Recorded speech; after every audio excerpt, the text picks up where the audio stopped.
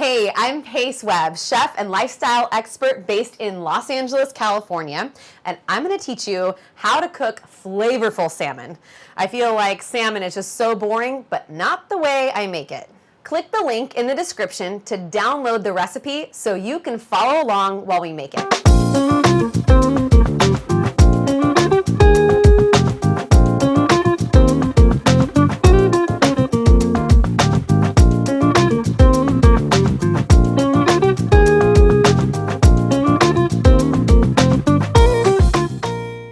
You may have heard of brining when it comes to Thanksgiving, right? Brining a turkey. Well, what exactly is brining and what the heck does it have to do with the salmon that we're about to make? Well, brining, by definition, is submerging typically a protein in salted water and sometimes with aromatics such as herbs and garlic and spices for a prolonged period of time so that it actually flavors the flesh. Right? So sometimes we're seasoning our meats and we just kind of season the outside and then we cook it and you're like, it's like a little bit good on the outside. And then you get to the inside flesh part and you're like, it's kind of bland tasting. Well, by submerging it in the salted water, you really are allowing the flavor of the salt to penetrate the actual flesh and not just the outside of your protein. And so I just think it's a wonderful way to enjoy fish, and people rave about this salmon all the time.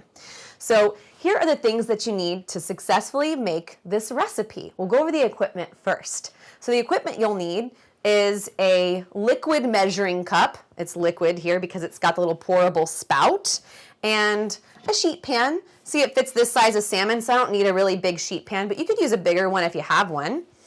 And a cutting board. And a knife, just whatever you're comfortable with, a large saucepan or a stock pot, just your typical run-of-the-mill stock pot, a saute pan if you're gonna do one of the toasting of the spices steps, completely optional. And that's pretty much it. It's very simple, doesn't take a lot of stuff to do it. So the food, however, I bet you see a lot of things in here. You're like, I thought you said this didn't take a lot of stuff to do it. Well, don't worry, it doesn't. I'm just going to make a sauce as a little extra bonus to give you an idea of, whatever sauce you want to make for your salmon. So the salmon piece I have here is about a pound of salmon fillet. And then I've got, again, this part is optional, the black peppercorns whole, and the fennel seeds whole, and then about 1/3 cup of salt. I have Himalayan pink sea salt, it could be kosher salt, really whatever you have around. Now that's the basics and water of what you need to make the salmon taste yummy. The rest, just think of that as whatever you have, whatever you want to make. You want your salmon plain, all good. This is just another idea for a sauce.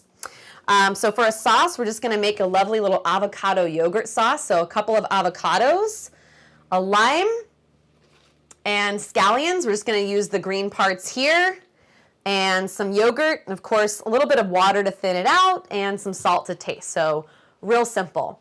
But first things first, let's start to make the brine because that's what takes the longest. All right, so come on over here, check it out. This new fabulous pot. It actually has all the measurements here, right? Look, so it tells me how much to add so I don't need to keep measuring with a tiny little rinky-dinky liquid measuring cup. Well done, Viking. So this says 2 quarts, right? My recipe is 2 quarts of water. So we've got that filled up in there. And I'm just gonna crank the heat to high. And then we're gonna add the salt because all we're really trying to do here is get the salt to dissolve. So it's about 1/3 cup of salt in there. And you don't even need to do anything crazy like a rolling boil or anything. You're just looking for that salt to dissolve, and so it becomes salty water. So let that work its magic. In the meantime, let's come over here and toast the spices because I happen to have the fennel seeds and the black peppercorns. Again, this part is totally optional. If you don't have it, I just find it's just, another way to add flavor, and flavor is fun. That's what we're doing here. So I'm gonna let this pan get a little bit hot, and then we're gonna toast the peppercorns and the fennel. So the pan is nice and hot. See, I've got my hand here, and I'm starting to feel some real heat. so I'm just gonna toss in the peppercorns and the fennel. Okay, and just when you can start to really smell them, they're pretty much done. So it doesn't take too long. You don't want to see them like crazy smoking or anything. We're just toasting them and it brings out more of their natural flavor. And if you were super fancy and you had all this time on your hands, the best way to store spices is always whole, and then you toast them to bring out flavor, and then you grind them if you need them grinded down. But those are many steps. I'm just telling you, like, you know, if you're interested. And just kind of shake them around. I can already start to see a little bit of the fennel seeds. See, they're starting to turn a little bit in their color, so they're becoming toasted nicely. Ooh, and I smell it. And so right when you smell it and it becomes fragrant, you're good. So we're just gonna turn this off here and then add them into our brine liquid and see how that's coming along here. Yep, so just starting to smoke a little bit. So we'll take them off the heat and add them in there. Easy, easy peasy. Still not dissolved yet. It's only been a few minutes and we'll let it do its thing. All right, so we're waiting on the salt just to melt in the water, so it won't take very long, but I'm not one to waste a moment of time, especially in the kitchen, so let's just whip up that sauce real quick. But I should say at this point, for good food safety, we're gonna put the salmon back into the refrigerator until we've cooled down the brine liquid, and then we can start brining the salmon. So if you are gonna make the sauce with this recipe, you will want a blender, but you could totally use a whisk too. That's absolutely fine. So since it's for the salmon and work on sauce, I'm just gonna hide it for a moment. This cart is so cute and so practical. Okay, so all we really need here is all the ingredients that you see, plus a little bit of water to thin it out. So let's get the scallions in first. And it's literally just the green parts. I mean, barely a chop like that. The blender will do the rest for us and make it so tasty and yummy. So many kind of variations of an avocado yogurt sauce that you can make. And then we'll cut up the lime. Just refreshing. Okay, just squeeze that in like a whole lime, a nice juicy big lime. Makes me very happy. And of course, you want to save these. You don't want to throw them away because there's plenty of other uses for scallions. They make great garnishes on your food to where it's just like, oh, this is like a little thing, a little up. Okay, and then for the avocados, let's just cut those in half. Okay, and I got a little spoon here for my yogurt and for my avocado.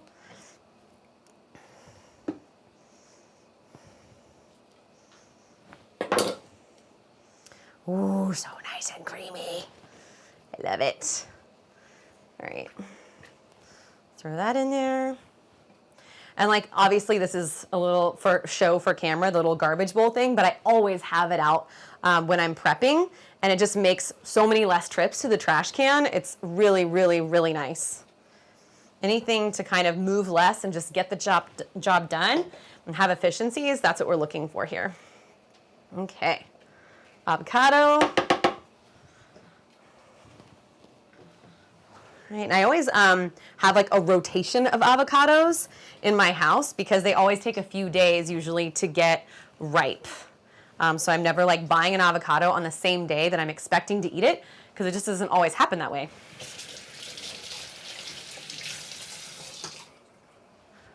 Okay. All right, now add in a little bit of yogurt. Yum, yum, yum.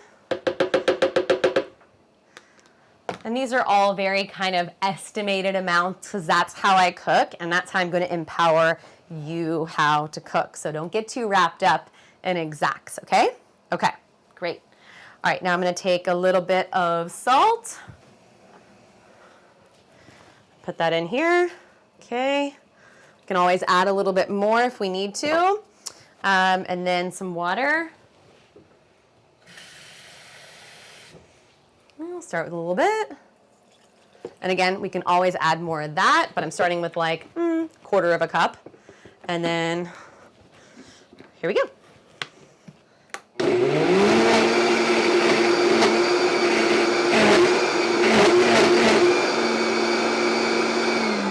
So if it starts to catch like that, there's not enough liquid in it to help it blend. So we're just going to add a little more water.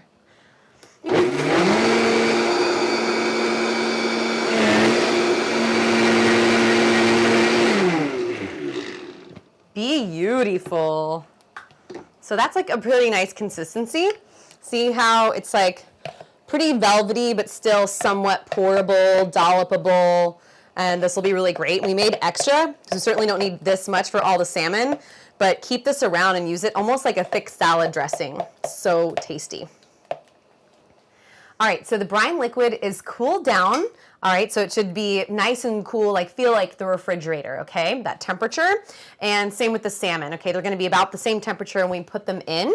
So all you're really doing is just laying in the fillet of salmon, and then you put it back in the refrigerator for 4 hours.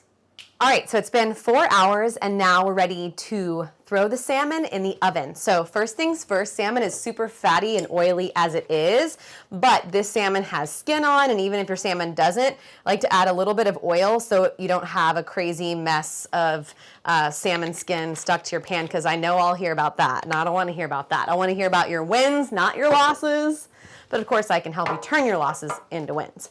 Okay, and then we want to pat it dry. I'm going to take it out of the brine. I want to pat it dry, and at this point, people are like, oh, should I add some more salt? Should I add pepper? Should I add this? And I'm like, you have done so much seasoning in 4 hours, you don't need to do anything. This is like a perfectly flavored piece of salmon that you would not be mad at if you had to eat it without any sauce at all. It's so, so, so good. All right, so we'll put it down on the sheet tray there. And now it's time to put it in the oven. All right, so I've got the oven preheated at 350, and now we're gonna pop in the salmon fillet. And a good rule of thumb with salmon is about 10 minutes per inch of thickness this way. This looks like about an inch, so we're gonna give it about 10 minutes.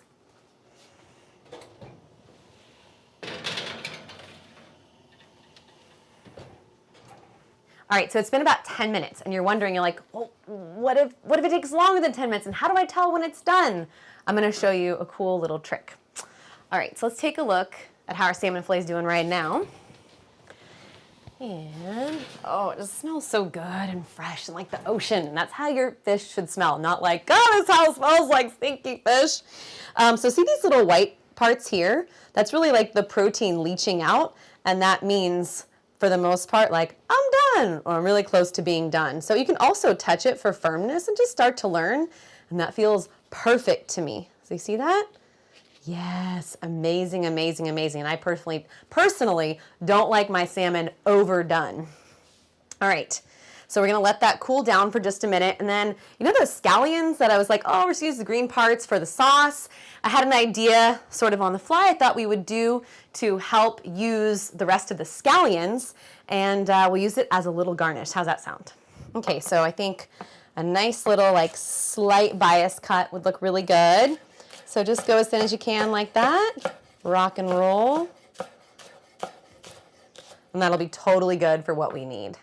All right, now you can put it on whatever dish you want to. Honestly, you could probably just eat it right off of here, because I kind of like the way these pans look.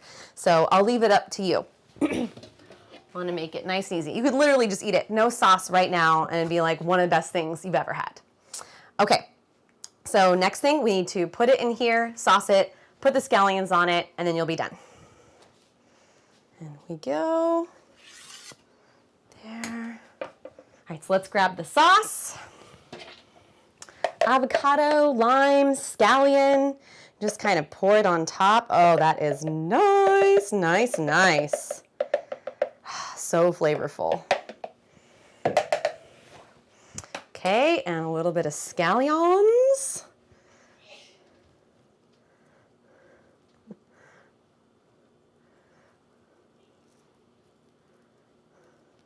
Okay.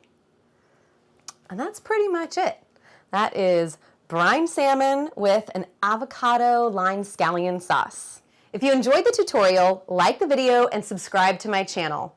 I love hearing from you, so let me know if you have any questions or comments. Check out some of my episodes and tutorials here and learn how to cook. If you want to check out my complete cooking courses, visit www.tasteofpace.com.